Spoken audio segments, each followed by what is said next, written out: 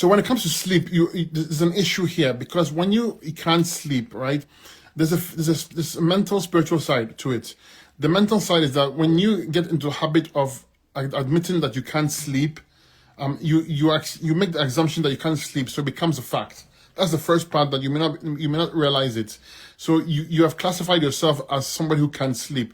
So it becomes real, meaning that your belief of it, it makes it normal or comes true. Okay. So the first step is deciding or making the mental assumption that you sleep well. Okay. That's why you need this book here, the kids book, Imagination is Superpower. So you make the assumption that you sleep well. You tell yourself that you sleep well, even though you can't sleep well. You tell yourself you can sleep well. That's the first step. Because if you make the assumption that you can't sleep well, you can't sleep. That's it, period. Okay? You have the racing thoughts, you have the racing mind, things will creep up on you. That's step one. Step two, let's use the diet, fix the diet. If you go on a high fruit diet, you're going to be clearing up the mucus, affecting the pineal gland here. That affects your sleep and other glands. So step number two, use a good diet, high fruit, raw vegan diet. Step number three, use the right herbs.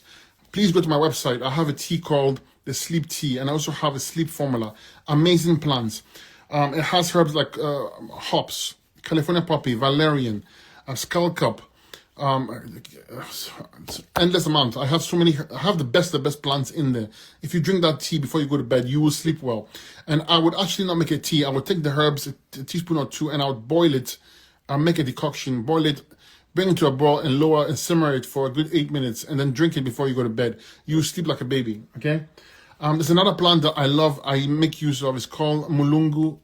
One of my favorite plants for sleep, but not only is it good for sleep, it's also good for your liver. So you get the benefit of fixing the liver as well as getting a good night's sleep. Okay, so that's what I would do.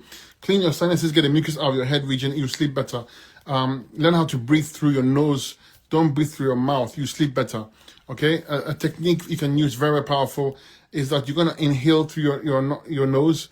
You close your mouth and inhale very, very deeply so your belly pops up, and hold your breath for a good 10 seconds, and then open your mouth slightly and breathe the air out, and keep on doing that 7 times, 10 times. You're going to sleep like a baby as well. Okay, so that's what I would use. But make sure you fix the mental, spiritual side on your sleep problems before you address the physical. Okay, sometimes this is enough.